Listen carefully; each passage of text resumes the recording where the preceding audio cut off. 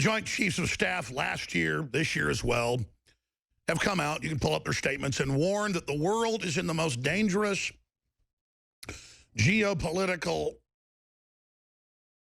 season that they've ever seen. The British Ministry of Defense in 2007, as well as the Pentagon, put out detailed reports that basically mirrored each other, predicting that the world would enter global crisis by 2016 into 2022 because of demographic cliffs and other major issues. You want to pull up those reports, just type in flash mobs, brain chips, a grim future. You'll get the London Guardian that leaks and links to the British Ministry of Defense report, and then you can also in the same article find the U.S. report. That's another reason when you tune in, you notice what we cover and warn about just keeps happening. The social engineers, the big think tanks, know full well what's going on. They just don't normally put it in the newspaper. But more and more, the establishment media doesn't want to be obsolete or passé, so they are admitting more and more of it. We had scientists on 16, 17 years ago that microwave radiation from cell phones severs the tails basically off of sperm. It vibrates them off. It's like you take a snake and sit there and shake it, the tail will crack off. Anybody's ever tried to catch a snake, notices a lot of times the tail snaps off for a lizard. Same deal with these cells. You just hit them with like an ultrasound, basically, is what radiation does, that wavelength, and it rattles them apart. That's been known forever. Oh, it's mainstream news today. Oh, my gosh. Don't keep your cell phone in your pocket. You're like, well, I'm not using it when it's in my pocket. It's sending messages back and forth. It's on all the time, folks. Oh, the New York Times admits scientists ponder the prospect of contagious cancer. They've known that cancer was transmissible for over 100 years in rat studies. Before 1900, I mean, I've made films on this subject. They know that over 100 million Americans got cancer from SV40 in the first 20 years plus of the polio vaccine. You can just type into a search engine, CDC documents on SV40 and cancer, and you'll get stuff released in the 70s from the 60s where they predict that 98 million was the number they used from their actuaries got cancers that were non-existent or rare. That's why there's all these hundreds of new cancers. And then here's the big one.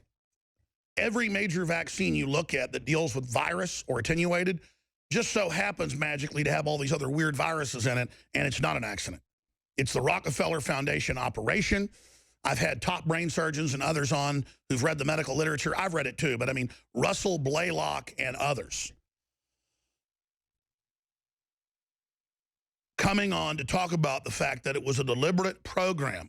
Of course, folks, things were even more toxic in our environment in the 20s and 30s.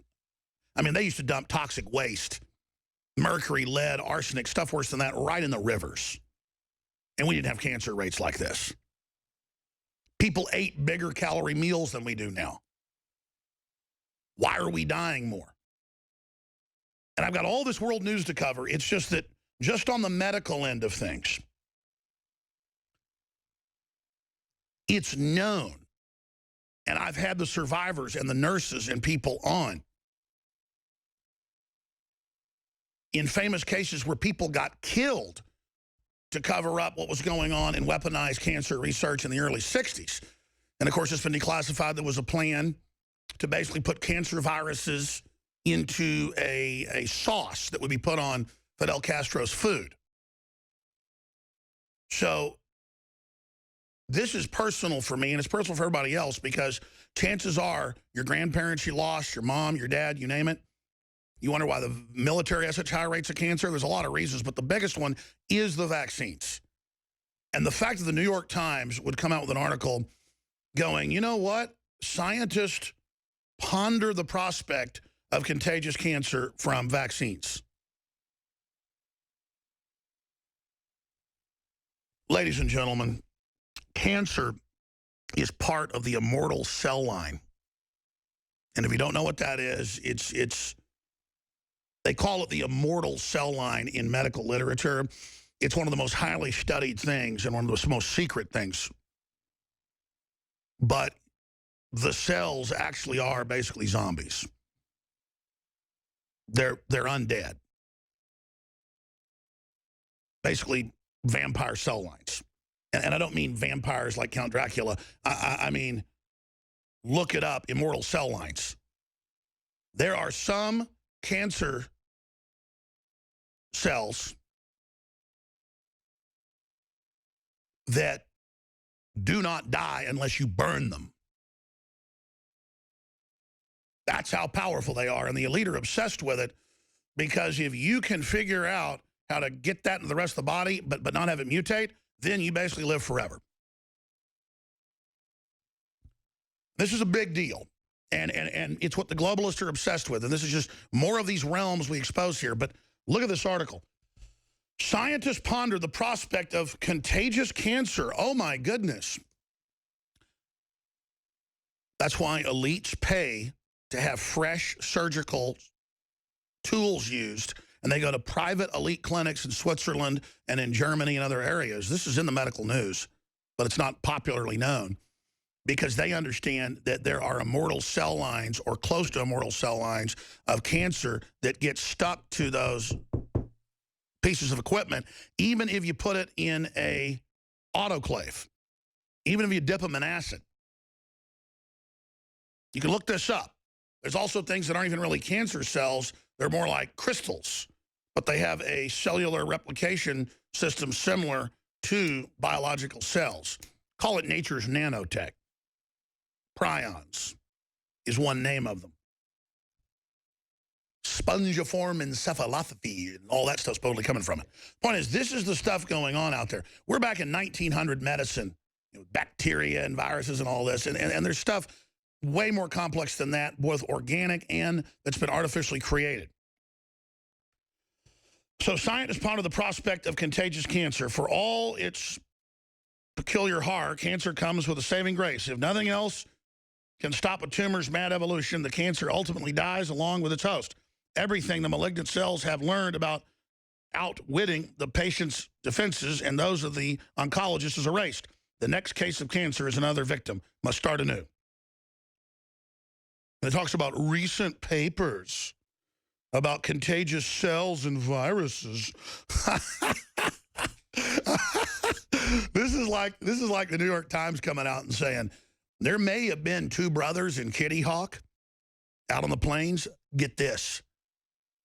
They may have actually invented and documented, get ready for it, powered flight in 2016. Give the New York Times a Pulitzer Prize, folks. Did you know that? Did you know that most cancer is viral? Oh my gosh, did you know it's declassified? They put it in the vaccines to kill us, you little worm. I mean, how do these worms write these articles to condition us and get us to accept the next phase when their own families will be killed? They don't care. It's too much fun to walk into the New York Times and go, because the minute they try to write an article about what's really going on, they'll be out on their butts and won't be able to drink coffee at Starbucks with their New York Times name tag and go, I mean, you people are enemies of humanity. I don't know about this particular person. They may be an idiot. George Johnson. And by the way, people think I'm being mean to George Johnson.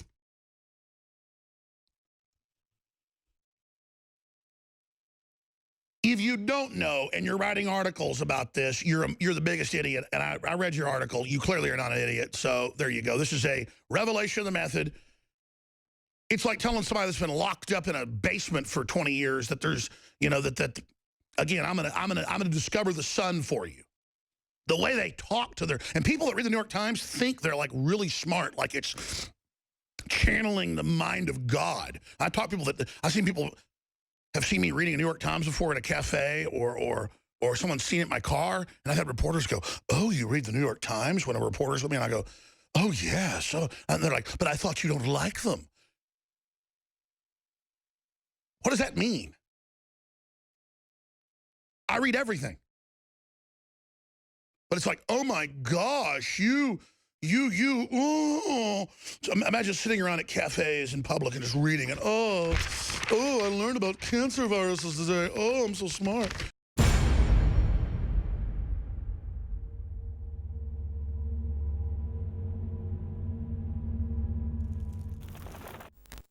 The globalist social engineers are not just targeting us with propaganda. They are manipulating our genetics. We are being targeted at every level by estrogen mimickers that lower our testosterone and other hormones and natural compounds that the body needs, sourced from powerful organic herbs, and then concentrated for maximum potency. Super Male Vitality was developed to activate your body's own natural processes. Visit InfoWarsLife.com today to secure your Super Male Vitality.